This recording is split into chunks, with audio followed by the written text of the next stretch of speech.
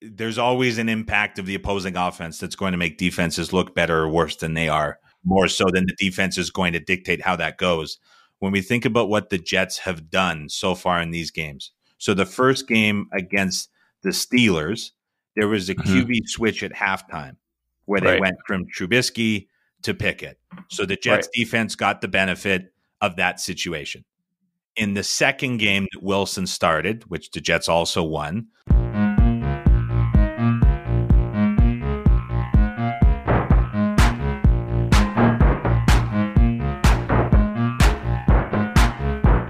welcome to another episode of the Football Analytics Show. My name is Ed Fang, your host. And on this episode, I'm thrilled to have Adam Chernoff on the show. He recently joined Right Angle Sports, or RAS, and he has been a bookmaker and a professional bettor in the past. He also hosts the excellent podcast, The Simple Handicap. In this episode, Adam gets into his story about how he went from bookmaking to betting professionally and now to RAS. He talks about the information and the data that he uses to handicap NFL games and how this fits in to his content. And then we talk about the Bucs and the Packers, kind of because we have to this week. And he also gives an NFL bet that he likes. The Football Analytics Show is brought to you by the Power Ranks Sports Betting Newsletter. This is a free service that strives to be three things. 1, valuable. 2, concise. 3, entertaining. In this newsletter, I write about college football and NFL bets that I've made, and I also send out a curated list of tips and news every Saturday morning. If you sign up, I'll send you my top 5 sports betting podcast episodes, an education through your ears. To get this free service, go to thepowerrank.com. That is my site for sports betting information based on data and analytics. Once again, that's thepowerrank.com.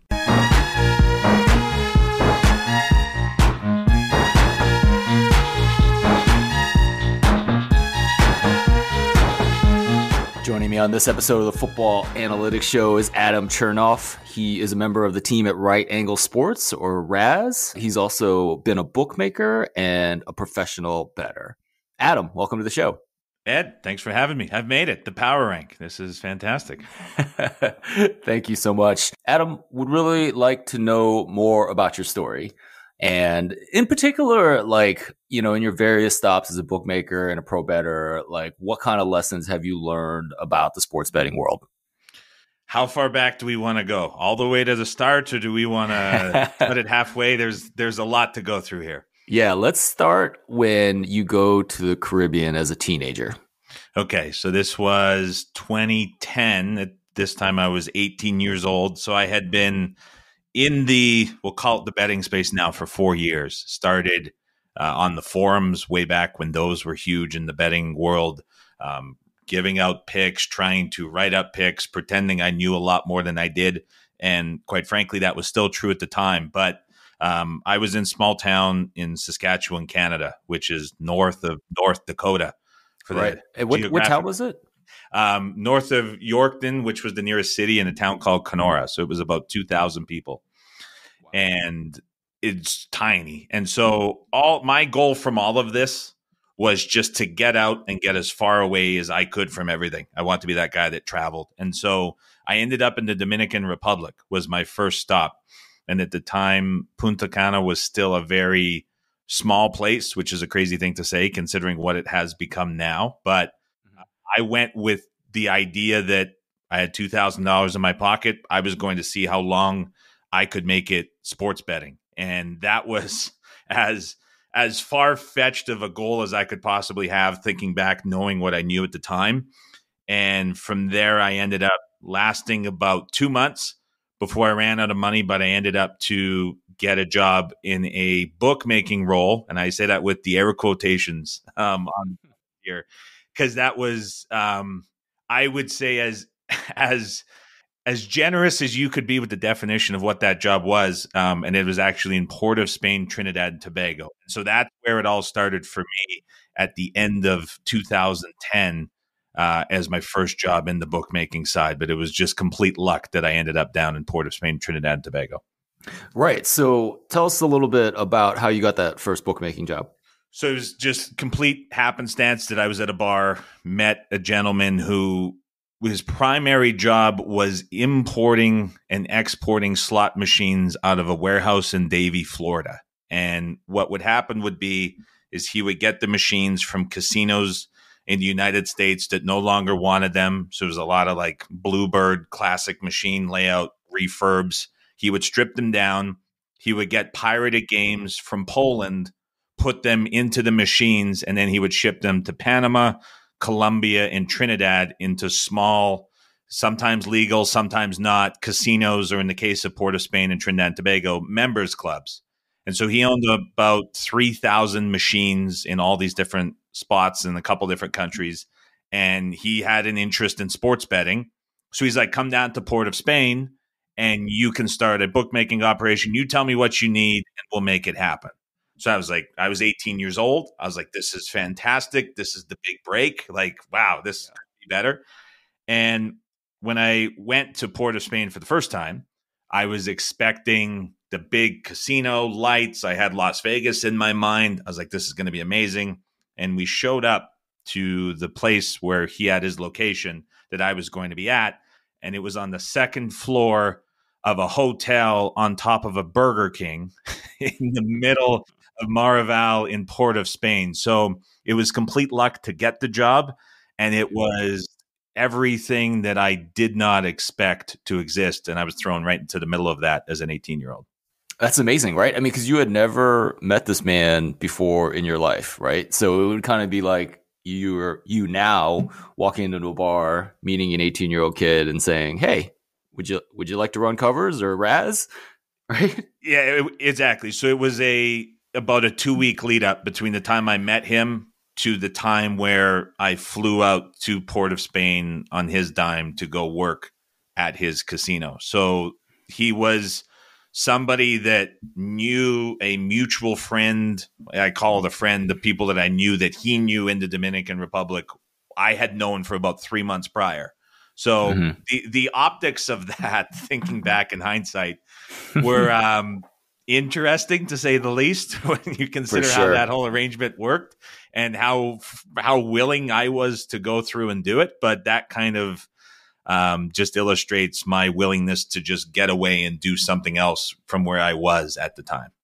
Absolutely. So from the time that you were 18, you go down there, you have your $2,000, and then through this bookmaking job, maybe give us a sense for what you learned from those early years.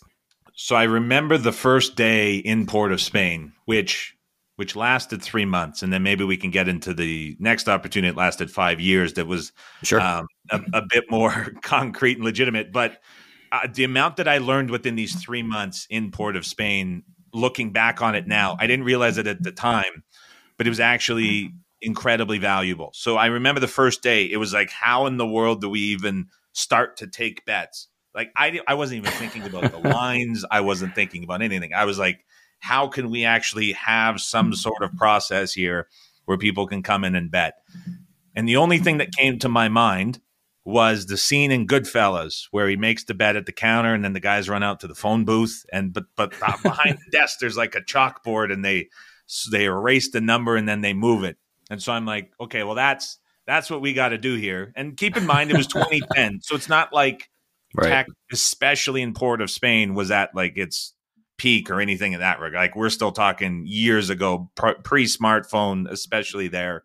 So I get some sort of forgiveness for this. But behind the blackjack tables and the roulette tables in this tiny members club, we put whiteboards on the wall. And I taped them off with masking tape to create like cells and columns to make them look like a spreadsheet. And then I took dry erase markers and I copied lines from Pinnacle and I wrote them on the board. And I was like, this is great. It's powered by the lines from the biggest bookmaker. We're going to take bets. Everyone's going to come in and bet. This is going to be amazing. What I realized very quickly was that sports betting doesn't make a lot of money relative to the handle when done well compared to slot machines, casinos. Yeah. I also realized that sports betting in Port of Spain, Trinidad and Tobago isn't overly popular as well, because the sports that are popular there are not the NFL and the NHL and the Premier League soccer matches like I wrote.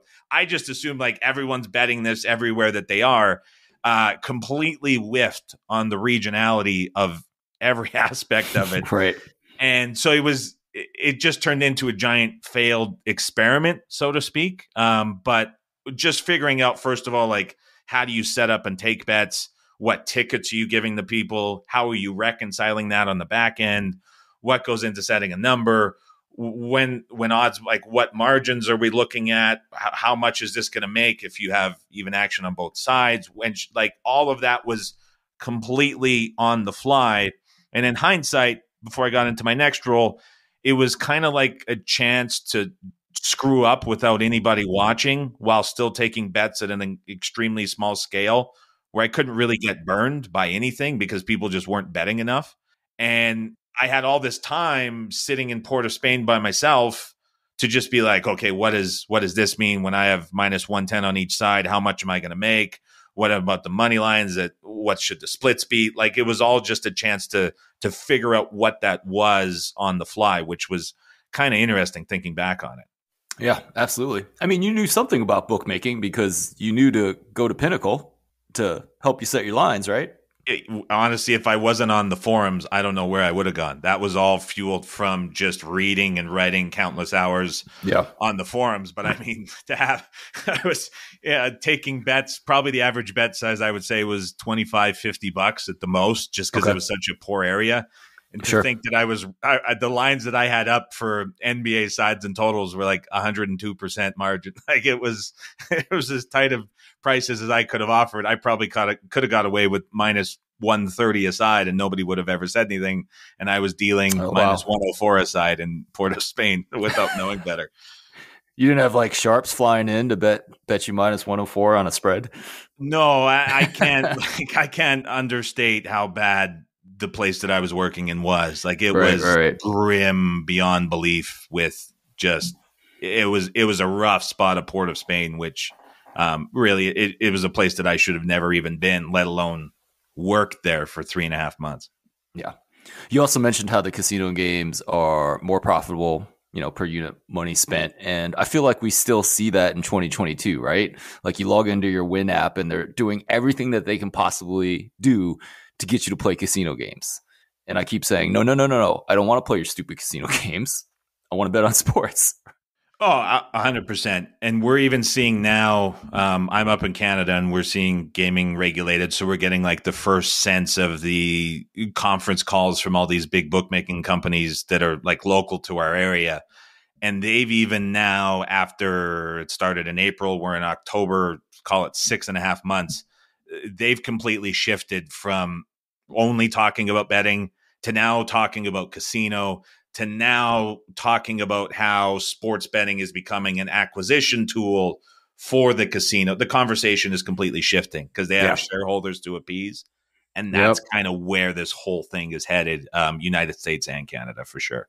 I know those shareholders are probably the reason why sharp bettors keep getting limited too, right? So yeah, and that's why we're seeing the media and how betting is being spoken about change drastically in the language being used big time.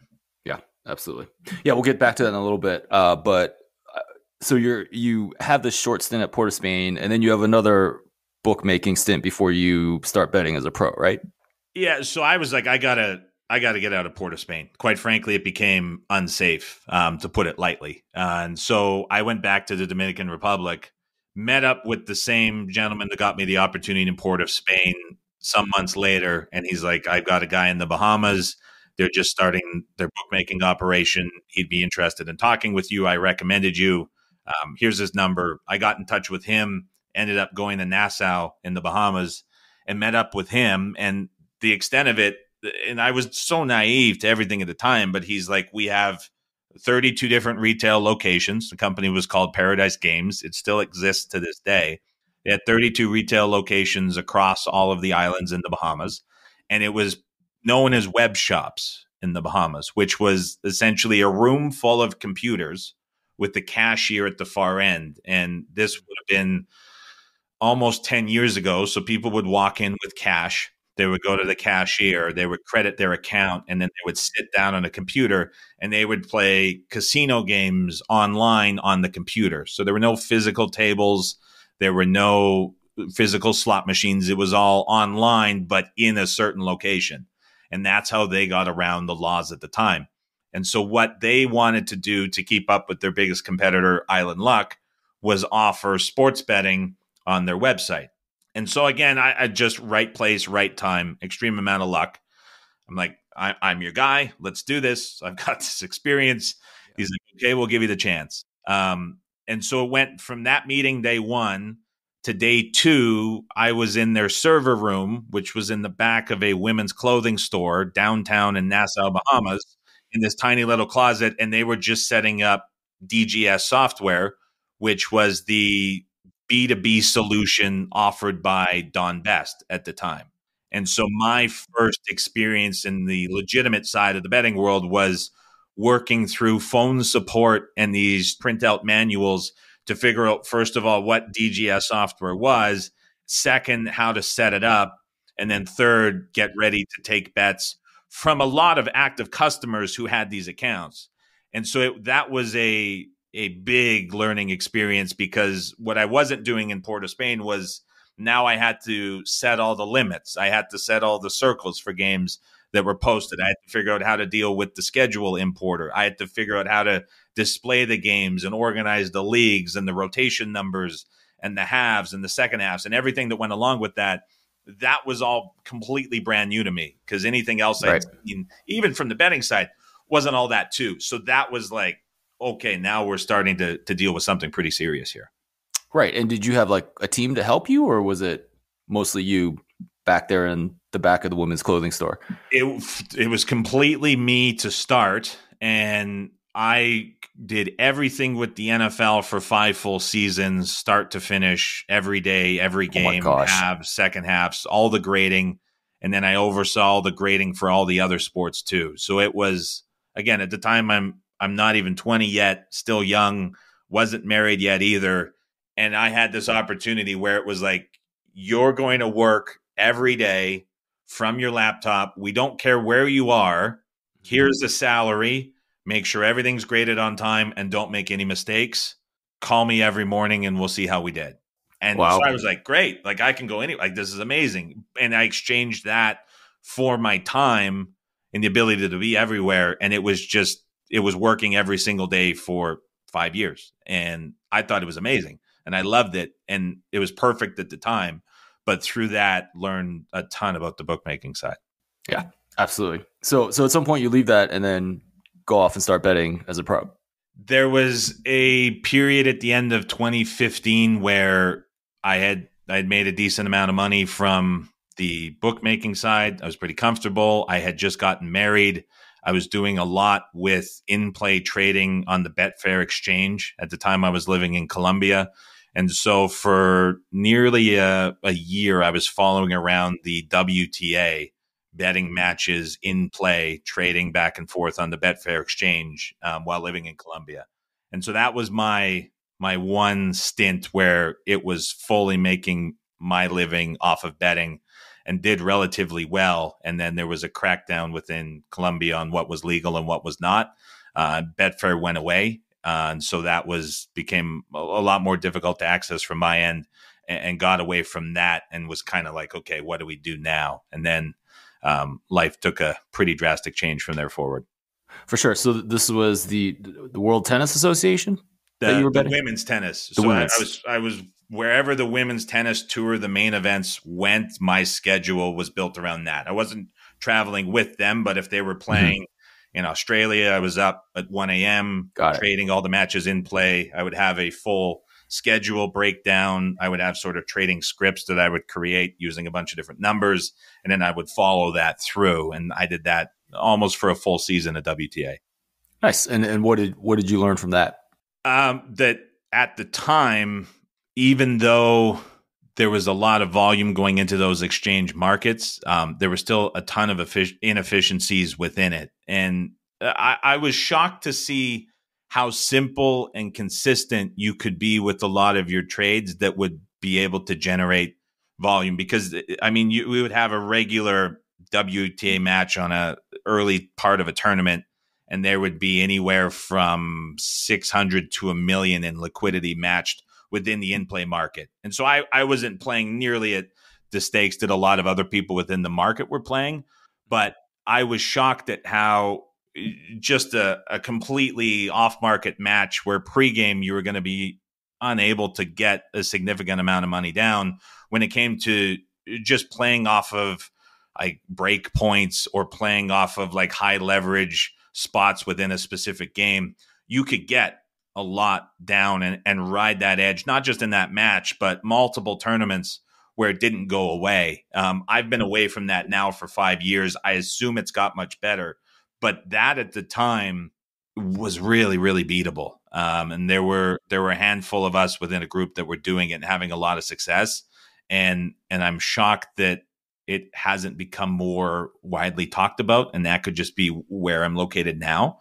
But it's interesting to see that not become really a common way of betting, at least so far. Interesting. So the idea was like that maybe one player was favored before the match started and then go down a set, and then you could bet on that favorite. Like there was kind of like overreaction in the in match betting. So for a long time at that point in time, there were a handful of really good servers that would consistently be undervalued when they would get broken. So that, like, the market would move too much to either off of the break, and then especially if they went down a set, the movement was way too far in the lower or the lesser quality serving player within that spot than it should have been. So that was an easy one to exploit. But then it got even further to where you could target certain players with a weaker serve if they were leading 30 love or 40 love within a specific game, because you would see the game reaction that was assumed at that point. It wasn't reflective of what the true probability of winning that game was. So in other words, what would happen is you would get a weak server who would be treated equally to like the average expectancy in that spot. If they went up 30 love or 40 love in a game, the assumption that they would win that game would be priced in too much to where it would be relative to have they won that game or got that point. And so you could lay those players in certain spots and actually do really well just off a single point in tennis. And so it went from those sort of pre-match spots that I would identify, and you would wait for it to set up, and then you would play it over the course of a couple games with the better server. It went from that to like more high frequency within the games itself, point by point, where you could see some inefficiencies within that too. So as I got more into it, I started to have more volume from it, and that's when it really started to be quite profitable overall. That's excellent. And it's like 2015, right? So are there issues with getting down on this exchange live, like delays? On Betfair, I never had issues. At times when you went to green up, which was basically settle all the positions that you had pending, you would maybe get 2 to 3% differences because it moved, or just within the ladder on the screen, there wasn't quite enough to fill the orders that you were trying to get out of. But honestly, for where I was, which was sustaining a very good life in Colombia, there was no issues for me getting down what I needed. There was no issues getting paid. It was all fantastic on Betfair. Awesome. So Adam, more recently, you've got into the sports betting media space. Recently, you actually just last week, you announced that you were moving from covers to Right Angle Sports. Tell us about that transition. It was something a couple years in the making. I've been going back and forth with Ed for almost since like before the pandemic, of ways that it could potentially work out. And it just never really set up. And even I think back to kind of late 2019, early 2020, when we first started talking, my audience at the time was a fraction of the size that it is now, as well as the amount of media that I was doing at the time was significantly less than what I was doing now too. And what I realized in the last year is that, one, the media space is becoming extremely saturated, and a lot of things that you hear around sports betting are starting to become very familiar to one another. There's not a lot of variety and there's not a lot of difference. But also, too, I kind of realized that there's this ceiling over everybody within sports betting media who's come from the betting side. And what I mean by that is the people that have, in any sort of time frame, you want to go back to start of legalization, even before that, if you were on the betting side, there's been kind of two examples of people that have made the leap from bettor to top tier media personality. There's a lot of other people in betting who are doing media, but have either never progressed or they've sounded the exact same since they started 5, 10, 15, 20 years ago. If you're listening to this, you can probably think of people that have been around for a very long time that are still doing the exact same style of content that they did years ago. And by that, I mean like picks clips. And so all these two things together, I was like, where is this going to go for me? Right now I'm 30. I've been in the betting industry, which is funny to say, for almost 16 years now. Been on the bookmaking side at a high level. I've been on the media side at a high level. From the betting side, I've never been playing with the best in the industry. And so it was kind of like a strategic pivot for me where I was like, I'm doing all this media. In 5 years from now, is it going to be any different? In 10 years, is it going to be any different? I'm probably never going to make the big networks. I'm never going to have that high paying show. So it's like, if I'm going to have a chance to be better in media or still exist within this industry, like I got to go back and keep improving as a bettor. And that's where my passion is. And so it was really a pivot to join them to become better at betting and to sort of, the way I describe it was like go play on tour rather than be like a top golf teaching pro at a good country club somewhere, and see if I can make it. And so that was really the extent of the move. And I'm pretty grateful to have this opportunity. That's awesome. So what would your definition of making it with Raz be then? I mean, it's certainly not like, I'm going to have a million followers on Twitter.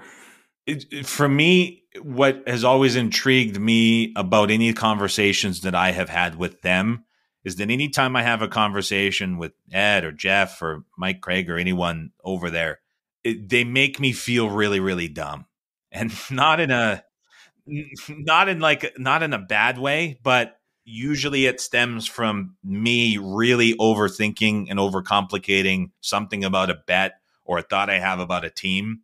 And then I speak with them and it's like just a blunt answer that I'm just like, how in the hell did I not think about that? What was I doing? So for me, I really want to get to the point where I think at the highest level, and my thought process and how I look at games and how I look at sports is as good as anyone else in the industry. That's what I want to get to. Because if I get to that point, then I think any bets that I'm making are going to be very good. And any content that I'm doing off of that, which I still love to do, is going to be way better than anything that I'm doing today. And so that's really my focus. Right. In terms of making it can come in many different ways. And I honestly, I don't know if we've figured that all out yet, where my ultimate value is going to be, but that's kind of the open goal here that's going to be improving. Interesting. Ken, have you guys decided on kind of what you're going to do? Because it sounds like you're going to be betting and helping them handicap, which is obviously an amazing experience just given Ed's track record at Raz. Is there any sense for like what we can expect content-wise? I don't know if that's been announced yet. Okay. I've been there 6 days now, and 3 of those were spent in Las Vegas. So it's still a little bit early to maybe come out and announce anything about that yet, but I think there'll be something coming out soon enough that'll be something everyone enjoys.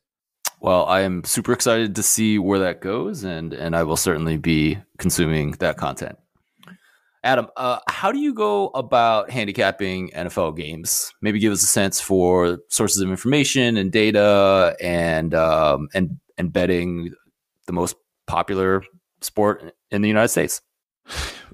I'm into year 15, 16 now. We'll call it 6 at what I would think is a decent level. So a lot of it is experience and subjective based. I watch almost every game. I'm not going to say I watch every single snap, but there's seldom a game that goes by where I'm not very in tune with what's going on, or if I'm watching highlights back or condensed games, very on top of the league.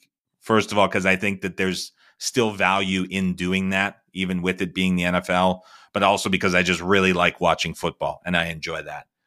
So that's really the basis of it.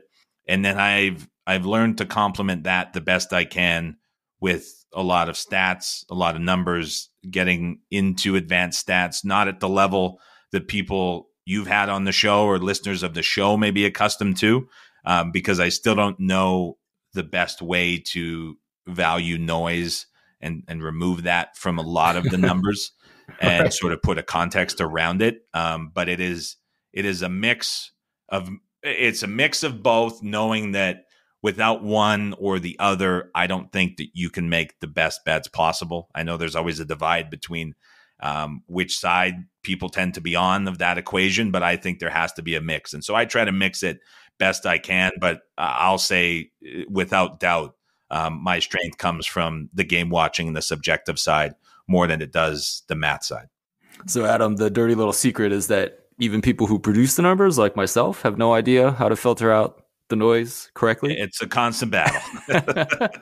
And I'm gonna ask you about that more a little bit later. But before that, maybe give us a sense for what numbers you are looking at that complement all the football that you watch. Sure. So for a while, it was kind of a decent secret that Sports Info Solutions has a ton of data that's very valuable for NFL. And what was really good about that is you didn't have to do all the work with the API and figure out the best way to curate all of that data, because there were a lot of other sites that were doing it for you for free. And so as a guy that is not super tech savvy, nor really good with filtering and cleaning a lot of data, that was really, really good. Unfortunately, people have realized that there's a lot of value in reselling that data. And there's also a lot of people who still think it's not as widely available, who have taken their sites down to where people like me have a lot more difficulty getting around and finding that. And so this year's actually been a bit of a back and forth and a battle to get all of that data on the fly very quickly. But I think that at a base level, everything on a per play basis is very, very useful.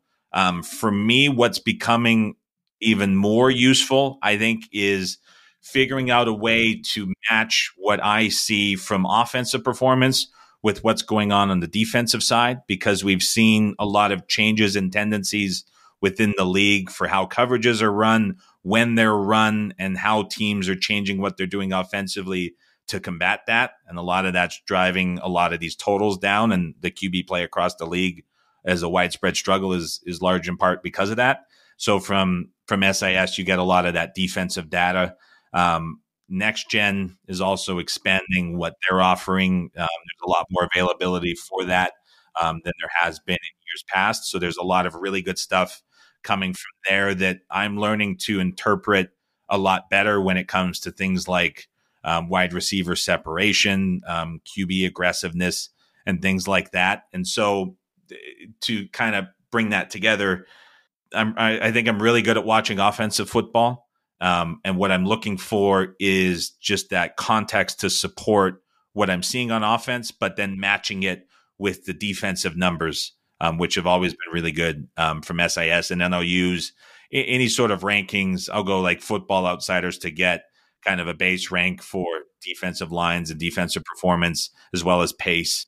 And then I'll go to PFF to get kind of that grading, subjective rating, although this year's been a bit weird, but trying to take a couple different sources and match that on the defensive side just to go along with what I'm looking at.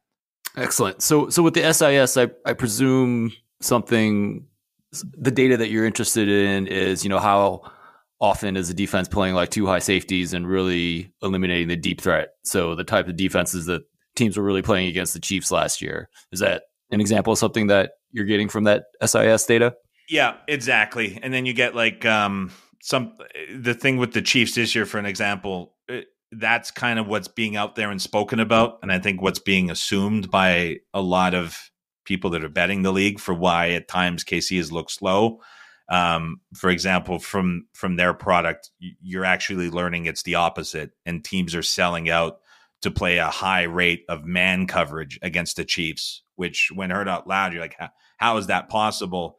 And then where I get to the next gen stuff, you're looking that, well, the wide receivers for the Chiefs, they're not getting open. I mean, their average separation is less than 3 yards. All the receivers are below average. And so while we think maybe with the Chiefs, because of what we saw last year, where it was all this two deep looks to prevent the big play and to try contain Tyreek, now that this has changed, this year it's actually the opposite. Unfortunately, there's not a lot of places that are covering that or saying that. Right. And so it's a matter of finding that, saying why. So the SIS is really good for finding stuff like that, and you kind of match it up with next gen, and you can get to that sort of takeaway and conclusion. Yeah, that Tyreek Hill guy can play. Are you finding that teams are playing the two high safeties against Miami now that he's there?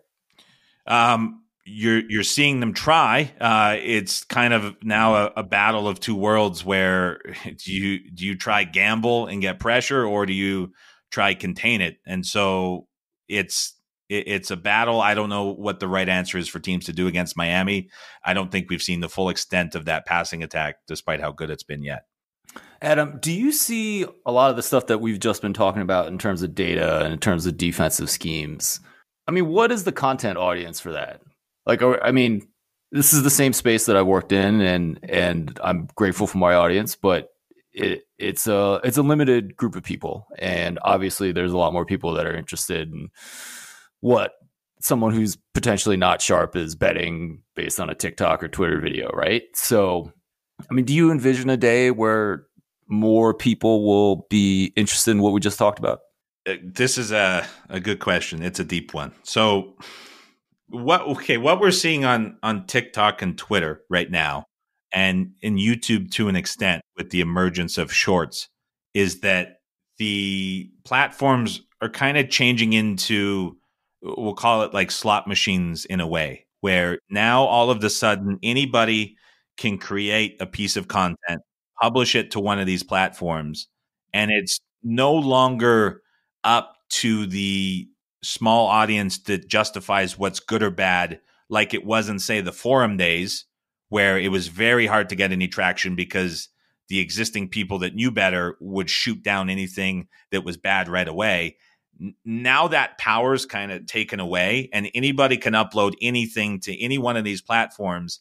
And if the algorithm behind it deems that it is good content because of how people are watching and consuming it, that will share it at an exponentially higher rate than something else that might be a really good piece of content with really good information that is just produced and created in the wrong way. So we're at a point now where it's not really up to the person who's creating it to determine what's good or bad. There's a lot of luck that goes into it that can be sort of gamified by how things are being produced. And what's ultimately going to win out in the long term is genuine people who are making genuine content that provides value to the person that is consuming it. What's really starting to get frustrating, I think, for a lot of people is right now the expectation that the user has to sort of themselves express what is good or bad has a much, much, much lower bar than we have ever seen before in the history of content around sports betting. Right. And so there's going to be this gap of time that we're getting into where people have to see a lot of really bad content to understand what bad content is before the really good content comes in and gets promoted. And so while the audience right now is really small for this type of advanced content, what I would say is it's probably more an indictment of how that content is being created and presented than it is that content not being deemed valuable. And so there's a lot of things that work here, but it's going to take time before it's realized what's good or bad. So basically you're saying people with good sports betting content in general need to do a better job of presenting it, and then that will rise to the top. It's going to help a lot. There's no question about it, because, and this is not a jab at anyone in specific, but in my experience, consuming sports betting content, and I've done a lot of it, some of the very smartest people in the industry with the best models and the best numbers, when they are put in front of a camera or they're put on a podcast where they have to speak for an hour, do a very poor job of articulating their points and what they're believing in. And again, I'm not trying to throw punches or jabs at anyone, but the fact is, to do an hour podcast or to be entertaining on video for 5 minutes is an incredibly difficult thing to do. And I think with some people in sports betting, it's assumed that just because they go on air and say something that they know is good, that it is going to be well received. But the fact is, as much as we might hate what goes on ESPN or what goes on Fox Sports or anything for the half an hour shows, those are people in those positions who have spent a large portion of their life dedicated to be entertaining and articulate on camera and on audio and whatever medium that they're going to be on, which is largely in part to why when it comes to talking about sports betting or sports, they often just have really takes and opinions because they don't have the time to spend, like a lot of us do, trying to figure out what is good, what is bad, how to find winners, anything like that. They just, because they're spent trying to be professionals on TV. And so there's this really small cross section right now of people who can do both. And there's so many other people who are really good at doing one or the other that don't ultimately have the full reach potential just yet. I think that switches over time, but we're not there yet. And it's probably frustrating for a lot of people. I know I get frustrated seeing a lot of the mainstream stuff too. Yeah. Well, being able to present things well is a skill and one that needs to be worked on. So hopefully the people that have worked as pros in the betting, can get better at that, right? So we'll see how everything evolves.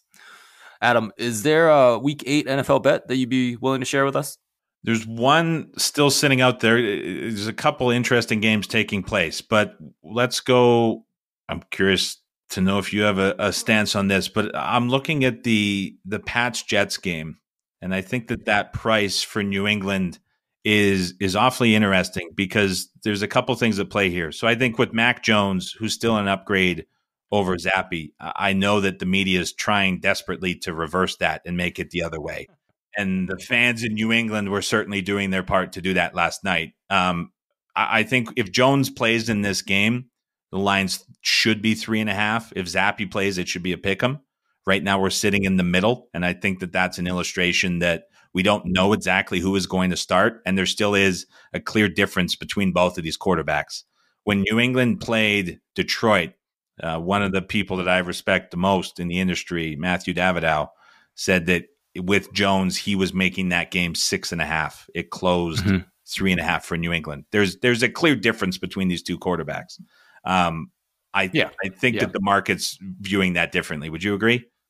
Yeah, no, absolutely. I mean, this was a game that I was looking at this morning when I ran my numbers.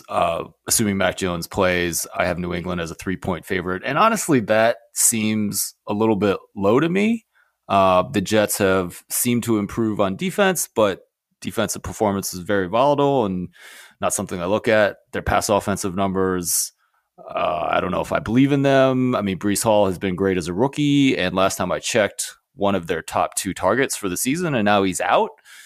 So, I mean, honestly, 3 seems a little low, just given that. I mean, are we upgrading the Jets too much? And I'm right there with you. So the Jets in these 4 games that Wilson has started, you mentioned the defensive performance. There's always an impact of the opposing offense that's going to make defenses look better or worse than they are, more so than the defense is going to dictate how that goes.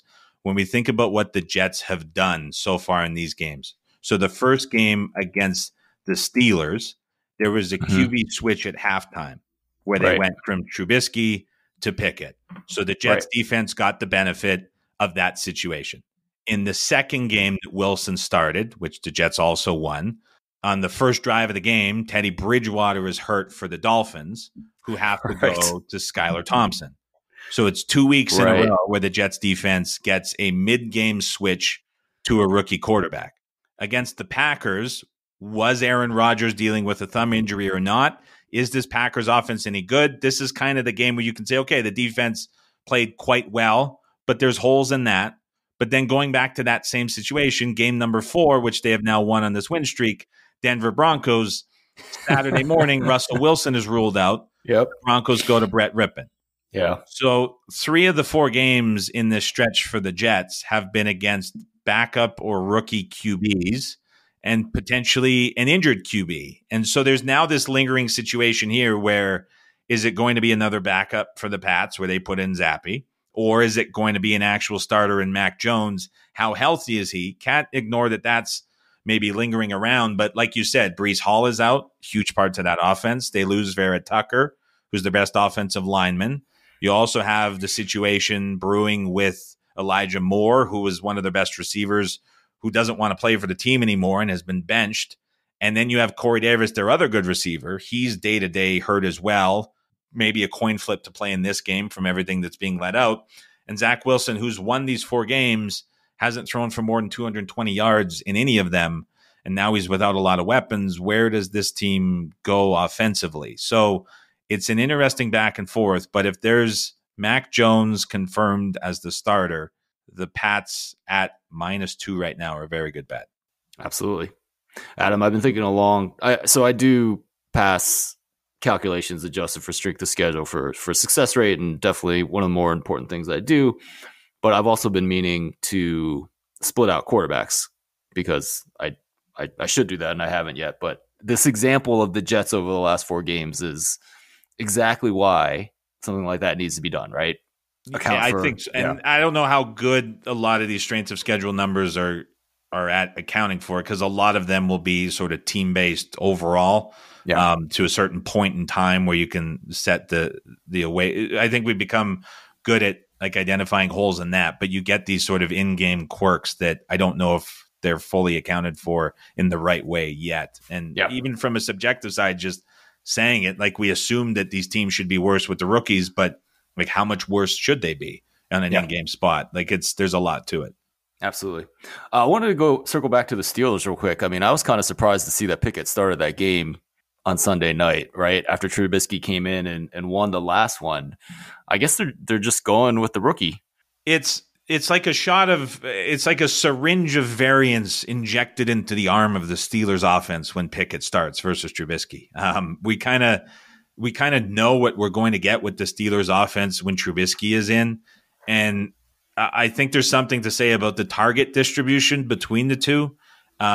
When Trubisky is in, Claypool emerges as his favorite target. When Pickett is in, Pickens emerges as his favorite target. So there's this offensive shift, and also changes what they do with Harris too.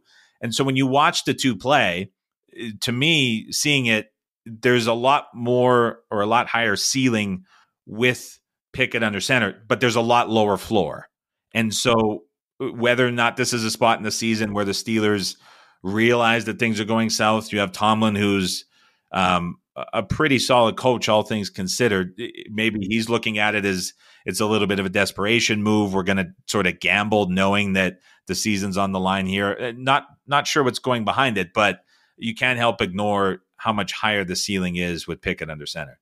Yeah, that's interesting. I mean, I'm still not high on Kenny Pickett. This is a kid that started at Pitt for 4 years, right? And was really only good for one of them. So, we'll see how that goes. But, I mean, I feel like Tomlin has some job security, and he can kind of take this risk and let Pickett go out there and play, even though it didn't turn out so well on Sunday night. How do you compare this situation, and maybe it's too far of a stretch, but Jimmy G and Lance? To me, it feels similar, where you have kind of the known commodity. Now, Jimmy G much better than Trubisky, but it's kind of that same young, unknown QB, really high floor or really high ceiling, really low floor. You kind of have it in that same regard from a pricing standpoint. Yeah, I don't know. I guess I would agree with that. I guess I just see such a higher ceiling with Lance than with Pickett, and you can just tell by their draft position, for sure. Right? So no, I completely agree with that. But it's kind of like a smaller version of that to me in my regard when I'm looking at it, where it's like, what does this do and how does it change the team? But to me, the worst game that Jimmy G could play is always going to be better than the worst game that Lance could play, in the same way that with the Steelers, the worst game we could see from Trubisky is always going to be better than the worst game that we could see from Pickett. Yeah. Yep. All right, Adam. So the Bucs came into the season as a team that should never be an underdog at home, but they are, to the Baltimore Ravens. What is going on in Tampa Bay? It's a difference in head coach. It's a difference in coordinator, or rather a falling off in coordinator. There's a battle behind the scenes in the offensive identity overall. I think we're seeing the influence that can be had on a younger coordinator like Byron Leftwich from a stern head coach.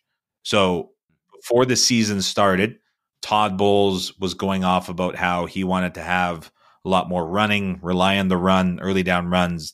Todd Bowles is a antiquated and terrible head coach. He is a phenomenal defensive coordinator. One of my biggest gripes is that great coordinators should stay great coordinators rather than get pushed into being bad head coaches. We see it way too often.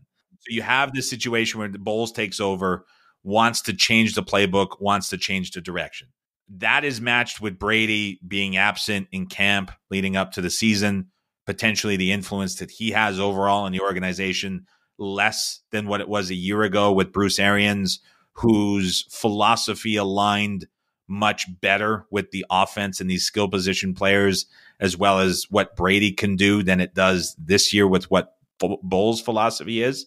And we've seen Leftwich sort of succumb to that consistent push for running the football more and more and more. And you combine that with Brady, who's struggling because of all the injuries to his skill position guys, not being able to get in a rhythm. And it's kind of forced that hand even more. And so it's this sort of culmination of weird events that we've seen from Brady, with this new head coach stepping in, having influence over the offensive coordinator, the shift in the playbook that's sort of been accelerated by the lack of chemistry that Brady has with these guys on field due to injuries, all coming together all at once. And to me, last week against Carolina, a massive upset, 21-3, but there were a lot of plays that were really close. It was uncharacteristic. And I know it's a weird thing to say that a 13-point favorite was close when they lose by 18, but compared to, say, like a team like Green Bay, to me, there's a much clearer path forward with the Bucs offense over the next 10 weeks than there is the Packers, for example. So I don't know how they're going to rectify those issues at the head coach and offensive coordinator position, but they've got to start doing it quickly. Interesting. So you do see a scenario where they simply start throwing more on early downs and let Brady be Brady and maybe get some health at the skill position, and Tampa Bay can turn it around. So when you're looking at the subjective side, there's what you think is best versus what the coach is actually going to do, and that's kind of where like the ultimate edge comes from. When Leftwich had an interview yesterday, and he was asked, what does he think of how inefficient the runs have been on first and second down? They're second last in EPA per play, and he had no idea what that was. He literally said, I don't know what that is, and started laughing. That's not good. That's a concern overall. Well, yeah. So you would like to think that this inefficiency that they're having corrects itself at some point. Hard to say exactly when that is, but to me, you can only struggle as much as they are in early downs for so long with a guy like Tom Brady before he finds a way to take over. So it has to change, but pinpointing that is a tough task in itself. I guess it's kind of funny that a coach doesn't know what EPA is, but not surprising, right? So I'm blown away by not only that, but like late game, third down, fourth down decision making, play calling, things like that. I'm blown away how it's all we hear about, it's all we see, and it's discussed so openly that when you spend your life in football, watching tape, coming up with game plans, that in a organization of 30 plus people on the back end, that it doesn't sort of like permeate through to every coach at some level, somewhat, because there's so many people that are just oblivious to all of it and want no part of it. it's just amazing to me that it hasn't had more of a shift than it has in what we're watching on a weekly basis in the NFL. Well, someday we can always hope for some growth, but that's it. All right, Adam, now I got to bug you about the Packers. So they traveled to the Bills in what this preseason seemed like a marquee matchup. Packers kind of seemed like a wreck. So what is going on? You kind of hinted that you didn't think the Packers offense was as fixable as the Bucs offense. It's really worrisome to me that they continue to play as slow as they are. Anytime that you're seeing a team in neutral game states bleed the game clock down to 3-4 seconds before snapping it every single play nearly, there's something going on with the communication that these guys are having on the field, from the sideline into the QB to the wide receivers. There's no cohesion whatsoever when you're watching this offense. There's no life. There's no pace. It's really, really strange to see. And now the Packers haven't operated as the fastest team in the NFL with LaFleur by any means, but it's just really, really messy as an operation as a whole right now. Injuries and youth at the skill positions hasn't helped by any means, but we're now nearing the halfway point, and it's only getting worse week after week after week. There's no signs of improvement. Week 1, 2, and 3, there was this little bit of like an upswing, and when you're hearing Rodgers speak about how things are coming together, he's more in tune with his guys. They're learning. They're starting to understand their roles. You're like, okay, there's reason for optimism. And now everything that he's saying has turned into deflection. He's not acknowledging it, owning it, taking it up, or like it's just pure deflection 100%. And now there's this rift that's not a direct one, but it's something you're starting to hear about, how Rodgers wants more passing and more ability to air it out and open up the offense. And LaFleur is pushing back on that. There really hasn't been this back and forth between Rodgers and LaFleur since when LaFleur first came over, and there was that back and forth about the playbook and how audibles would be handled at the line in his first season. But this is typically a team that has been extremely good with their game plans week to week, executing it early in the game, and then has been really, really good at halftime adjustments coming out in the third quarter. And that's really been the staple of LaFleur in this offense. And this year, we're just not seeing any of it. And so it's really uncharacteristic. And to me, with those changes, there's a lot more reason for concern, because I don't know what the clear answer is. Like with the Bucs, it's stop running on first and second down as much as you are and start throwing it. You've got a really good QB and really good weapons.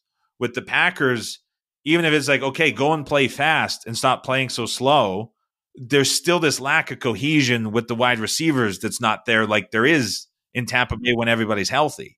And when you're trying to accelerate an offense that's struggling with communication as much as the Packers are, that's not a good situation to be in either. So I don't know where the Packers go from this, but they're also suffering defensively, because this is a defense that was built to play with the lead and to play downhill, and now they're forced into these tough situations. It's hurting the team on both sides. So I don't know where Green Bay goes from this, but the market is kind of showing us what they think with this big number this week. Yeah, absolutely. And I think part of that is respect for the Bills, who have performed like the Super Bowl favorite so far. With the Packers, I mean, clearly it matters that there's no Devontae Adams, a receiver that could just simply get open when he wanted, right? Yeah. And then how much do you think the hand matters, the supposed hand injury to Rodgers? I was watching him on his Tuesday show last week that he does with Pat McAfee. And I really like watching that, because McAfee's willing to grill him pretty aggressively, that you don't see other reporters who are kind of intimidated by him willing to do anywhere else. And he's like, McAfee was specifically asking him to hold up his hand and bend his thumb. And it was the one time that Rodgers has been doing that show where he didn't do it, like didn't do something that McAfee was asking. Usually he's so open. He didn't even put his hand on camera to do it. And then he comes out and struggles again in a big way. And so it's a little thing, but like it's hard not to notice that there was sort of that behavioral quirk from him that we don't usually see in that environment. And then it's another game where he struggles. And so they've been pretty good at disguising what it is. And the only real report that you're getting that's clear is whether or not it's taped in practice. And he's handling that. But it's hard not to notice that he's really trying to hide it as much as possible, which makes me think it's more impactful than maybe being led on to be publicly in the reporting. Yeah, that's really interesting, man. Adam, love your just complete thirst for knowledge and bringing that up. I have a Packers fan that follows everything, and he doesn't think it's the thumb at all. But I will. That's some pretty strong evidence, right? Where did he go with it? Was it an injury related thing altogether, or is that privileged information that can't be shared and published? No, I mean, he's a fan that just. I think he sees a lot of other problems with the offense that are very much related to what you talked about, and he thinks it's that. Yeah, it's not helping, injury or not. There's no question. Yeah, Adam, love to end with some potentially non-sports questions. What's your favorite book? Favorite book, fiction or nonfiction? And it doesn't matter. I love both. Based on consumption time, first page to back cover. In history of reading anything, American Kingpin was exceptionally written, and that is maybe a little lower brow overall, but it's about the Silk Road and the start in cryptocurrency and all the sort of conspiracies and police activity around that, and how they went after the person who made it, who was a young 20-some-year-old, just casually going around San Francisco running the biggest online drug empire in the world. It's a really well-written book, start to finish. It moves really, really quickly. I enjoyed it. Awesome. Yeah, who wrote that? Sean Bilton, I believe. I might get the first name wrong, but it was the same person that wrote the inside stuff about Twitter as well. But you can find it all over, widely available on Amazon, stuff like that. Adam, how about your best culinary experience? There's a lot. This is a big question. I'll try condense it. I'll give you two specifically. So awesome. At the height of betting and earning in my mid-20s, when I was in Colombia, was doing really, really well and took a 4-day, 3-night food vacation to Lima, Peru. And so we had so good. Oh, it was. I think about that weekend probably once a week. Now some 8-9 years on, but we had 12 meals planned at 12 different restaurants, and the wife and I made it through 11. We got to the 12th, and we were about to leave the hotel. We looked at each other and we're like, "We can't do it. Can't take any more food." And so it was just the end of that. So that is for sure number one, and that's just amazing. The absurdity and audacity to do that, yeah. I think kind of adds to the story and sort of where I was in life. So that was special number one. And then number two, the only time that I've ate so much food that I've like physically been sick after was last year in October. I went to Kansas City for the Bills-Chiefs game, and we went to Joe's Barbecue and then other barbecue onward. And that I'm a big barbecue guy. I consider it kind of like a hobby. So I love experimenting and cooking. But to go to Kansas City, to where a lot of that stuff is considered to be the highest level that it is, especially on the pork side, put down an absurd amount of burnt ends and felt it for a while. So, but it was as good of a meal out as I've had, bar that one in Peru. So. Big barbecue guy, but that Peru trip has a special place in my heart. I love barbecue too, and I've heard mythical things about Kansas City. What makes it so great? Have you done well? The Kansas City side, there was like a home feeling to it, because this was Joe's inside of the gas station. So there's people pumping gas. You get that sort of atmosphere. You go buy it, and then there's like the counter at the back where it's all like originally built from. It's been there for years and years and years. You go in, and they have this kind of quirky ordering process. There's always the big line, and you get it, and it's a flavor that I haven't experienced before, but also like the caramelization on the burnt ends was just perfection, and they have that nailed. And so like in a interesting in a spot like Texas where it's like the salt and the pepper and the oak that you get within the brisket that's done, like that is world class. And it's always presented, if you go to a lot of the places down there, like you still get that kind of rustic barbecue feeling like you do everywhere else. To me in Kansas City, there was a very homey feeling to it, where as a foreigner, I felt a little more welcome and into it than I did in other barbecue states. So really liked it. Not like those yuppies by the Salt Lick in Austin, Texas, right? Even though it is delicious. Not the same thing. No, not the same thing. But seriously, like you go to a gas station and you get the best barbecue you've ever had? Yeah, I think that's kind of the gimmick of Joe's specifically. Okay. So that's like the original KC barbecue spot, and it was started at that gas station as where they were selling it from. And so when you hear it, you're like, that sounds like a bizarre thing to do, but there's that experience aspect to it, which I thought was pretty special. That's really cool. And I've had burnt ends, and to me, they're just usually burnt. So this was, but it sounds like when you get some caramelization and you get some sugar in there, then that can be super special, right? Because that balances out with the bitters of the being burnt. And I don't know what, they probably put some honey or something in there, right, to get it to caramelize. They've got it dialed into a science. It's really good, and they have lots, like a big sandwich menu, and then of course everything by the pound. I have no criticism of any of the barbecue at Joe's in Kansas City, and I actually am told by people when I talk about it, there's other spots within Kansas City that are actually better than what they do there. So it's for another trip in the future. I don't know if that's possible, but I'm told it's out there. But that means you're going to go back and try it for sure. Yeah, it has to happen. There's no question. Maybe when the Chiefs and my Jets meet in the AFC Championship, I'll make the trip. Yeah, sounds good. Adam, if you could have dinner with any one person, dead or alive, who would it be?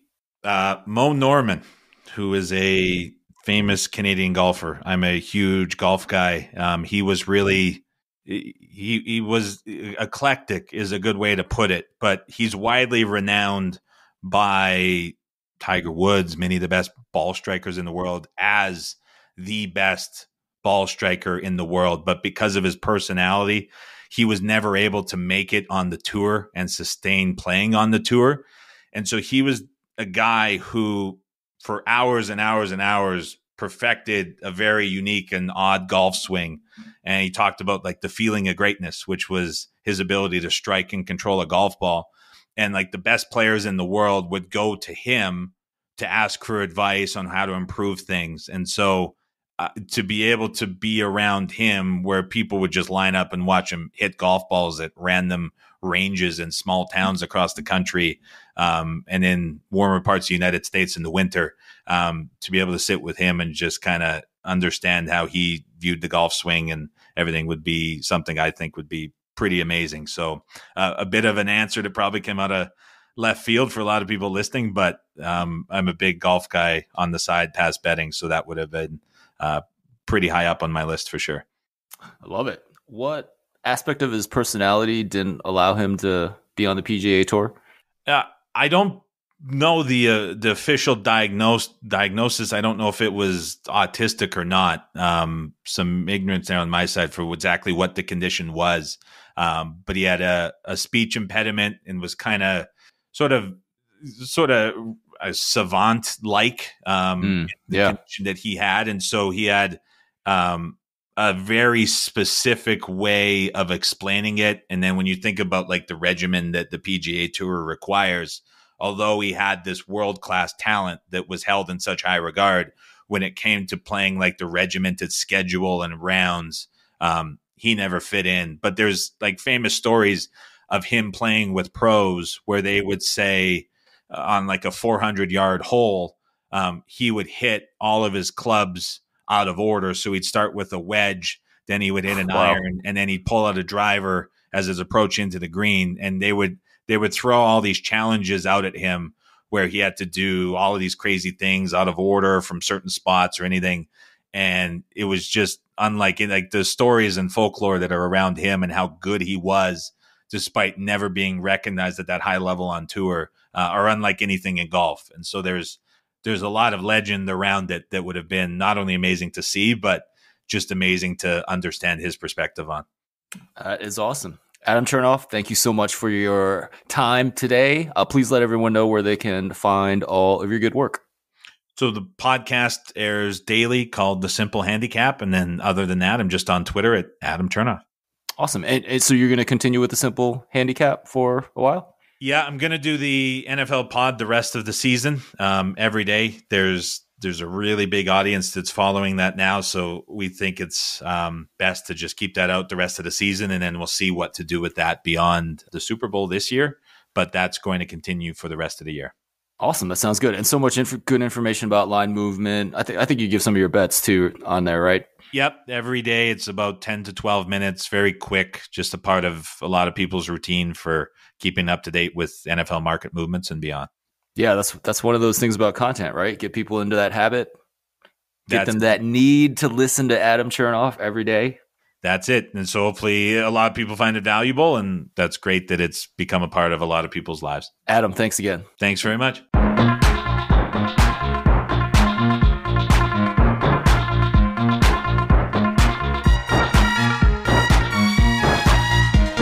Hey, this is Ed Fang, your host for the Football Analytics Show. I really hope you enjoyed that conversation with Adam Chernoff. I feel like we could have talked for 3 hours, but we decided to cut it off at the usual time at about an hour. So much information there. Please go check out The Simple Handicap, which is his podcast that comes out daily. Just a reminder, you can get my free sports betting email newsletter. To do this, go to thepowerrank.com. This podcast is also supported by listeners like you through Patreon. At the $5 per month level, you get my sincere thanks and also a patron-only episode. At the $10 per month level, you get everything at the lower level and also the Establish the Pass mug when you sign up. There is also a third tier if you really want to engage with football analytics. To support the Football Analytics Show, go to patreon.com/footballanalytics. Patreon is Patreon. Football Analytics is all one word. Once again, my name is Ed Fang, your host for the Football Analytics Show. I am honored to have you listen to this little podcast that I produce, and I will talk to you next week.